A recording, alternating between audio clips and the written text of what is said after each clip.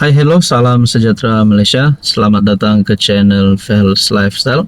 Terima kasih kerana terus setia dan terus bersama di dalam channel ini. Baru-baru ini hangat di media sosial berkaitan dengan garis panduan melibatkan bukan rumah ibadat, bukan Islam. Dan berkaitan dengan perkara ini, akhirnya telah menjadi satu saya tak nak cakap kontroversi lah, tapi saya hanya cakap mungkin salah faham dan telah menimbulkan dan telah menarik perhatian netizen untuk membahaskan perkara ini, terutamanya di media sosial. Pada akhirnya ini satu pengumuman terkini PM Anwar. Walaupun Sarawak baru-baru ini dalam satu kenyataan melalui kepimpinan politik daripada Sarawak bahawa Sarawak adalah negeri sekular dan mereka tidak perlu ada garis panduan tentang perkara tersebut. Dan ini satu pengumuman terkini PM yang mengesahkan tiada garis panduan baru bagi acara bukan Islam. PM Anwar mengesahkan bahawa kabinet telah membuat keputusan bahawa tiada keperluan untuk garis panduan baru bagi orang Islam menyertai acara di rumah ibadat bukan Islam. Dia berkata, garis panduan yang dicadangkan itu tidak perlu kerana umat Islam di negara ini sudah tahu batas yang perlu dijaga ketika menghadiri acara perayaan bukan Islam. Saya berpendapat tidak perlu kerana orang Islam tahu garis dia. Macam saya datang hari ini ke acara Batu Cave. Saya bukan masuk ke upacara agama. Menteri Digital Gobind Singh Dio sering melawat masjid di kawasan dia, tapi tidak ke upacara agama. Kita sudah biasa, jadi jangan rumitkan, jangan timbulkan kerisauan dalam masyarakat. Saya ingin tegaskan, ini keputusan Muktamar Jemaah Menteri. Katanya semasa sidang media, selepas menghadiri acara di kuil Sri Subramaniam Batu Cave menjelang perayaan Thaipusam pada 11 Februari. Anwar berkata demikian ketika diminta menjelaskan perincian perbincangan kabinet mengenai perkara itu.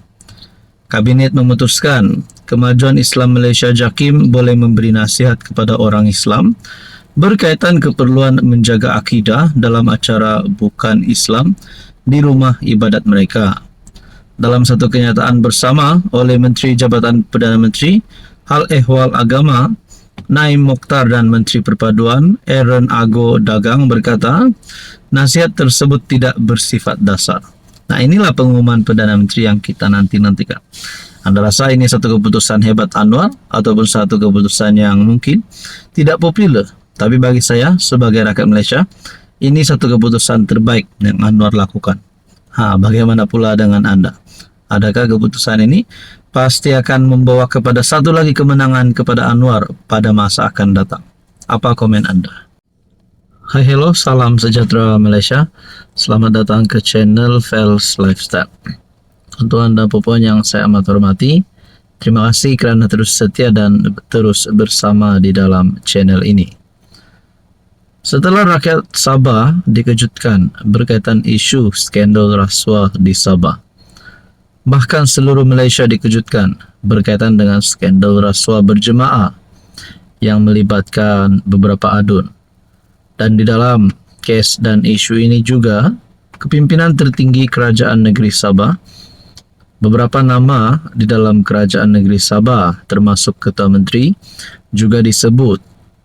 Tapi persoalan yang paling utama, adakah mereka benar-benar bersalah? Nah, apa komitmen Anwar Ibrahim sebagai PM atau Seri Anwar Ibrahim sebagai Perdana Menteri berkaitan dengan isu ini? Mungkin ada yang berpendapat dan mungkin ada yang menimbulkan persoalan. Adakah Anwar Ibrahim akan bertindak memecat Ketua Menteri Sabah sekiranya terlibat dengan isu skandal rasuah? Adakah Anwar mempunyai kuasa sedemikian?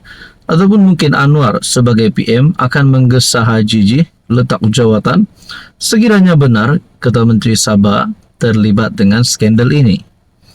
Saudara-saudara, ini satu dapatan terbaru. PH buat U-turn, pemberi maklumat dilarang dedah ke media.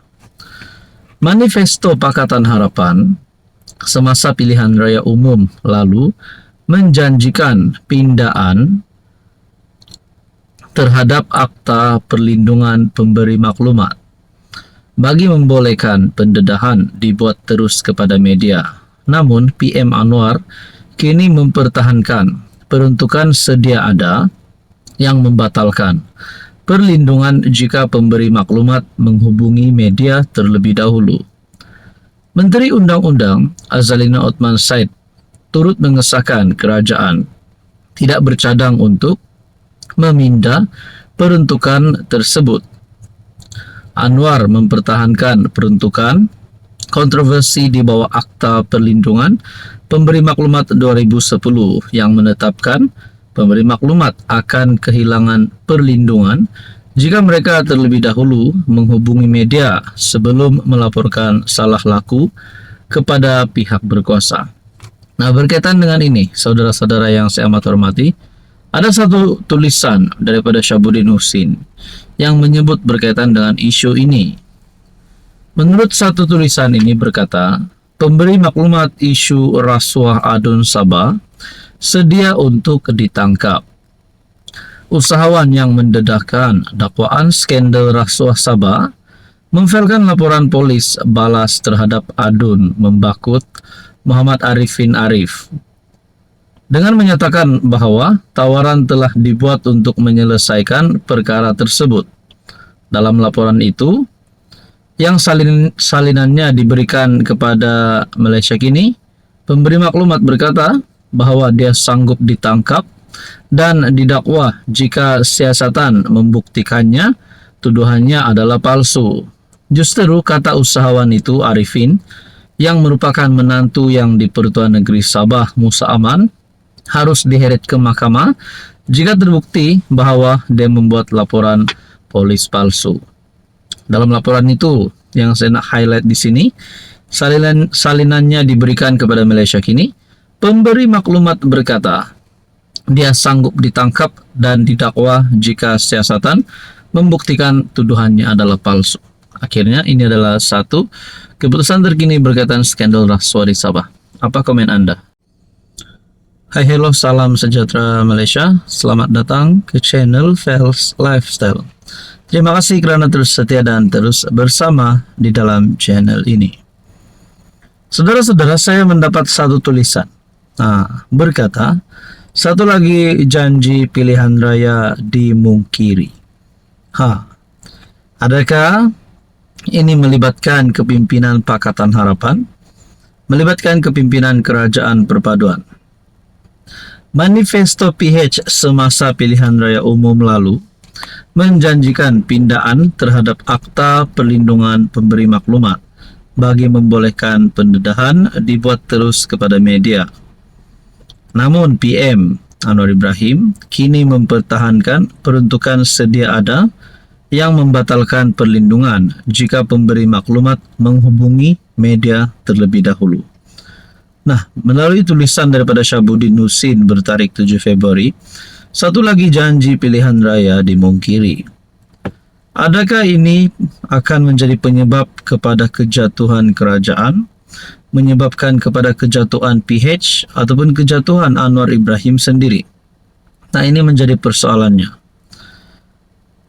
Pendiriannya itu bercanggah dengan janji manifesto PH pada PRU 15 yang menyatakan akta tersebut akan dipindah bagi membenarkan pemberi maklumat terus membuat pendedahan kepada media. Bayangkanlah saudara-saudara, kalau hanya berkenaan perkara ini Anwar Ibrahim boleh dijatuhkan. Adakah dengan ini kerajaan baharu akan bersedia? Mungkin kerajaan Muhyiddin sekali lagi, PN sekali lagi, akan menang pada PRU akan datang. Ataupun mungkin hanya kerana perkara ini akan ada sokongan yang ditarik terhadap Anwar Ibrahim dan membolehkan kerajaan baharu ditubuhkan. Nah, itu menjadi pertanyaan lah. Tapi bagi saya, untuk masa terdekat ini belum lagi ada yang layak untuk menjadi kerajaan selain PHBN. Dalam tulisan ini berkata, alasan Anwar, namun Anwar menjustifikasikan kewujudan peruntukan tersebut. Buat masa ini, undang-undang sudah menetapkan perkara itu. Ada rasionalnya kerana semua orang boleh mengatakan bahawa mereka bercakap benar. Tetapi kemudian anda akan menghukum seseorang itu sebelum kes terbabit disiasat atau sebelum mereka berpeluang memberi penjelasan. Dia berkata demikian ketika diminta mengulas kenyataan Menteri di Jabatan Perdana Menteri, Undang-Undang dan Reformasi Institusi Azalina Othman yang menyatakan pada Selasa bahawa kerajaan tidak bercadang untuk memindah peruntukan tersebut. Di dalam tulisan ini, seorang pemberi maklumat yang merupakan ahli perniagaan mendedahkan siri video yang mengaitkan beberapa adun dalam perbincangan berhubung sogokan bagi mendapatkan lesen eksplorasi perlombongan. Ketua Menteri Sabah Haji Jinor menafikan dakwaan tersebut mendakwa ia cubaan untuk menggugat kerajaan negeri dan mencemarkan reputasinya menjelang pilihan raya negeri. Apa komen anda?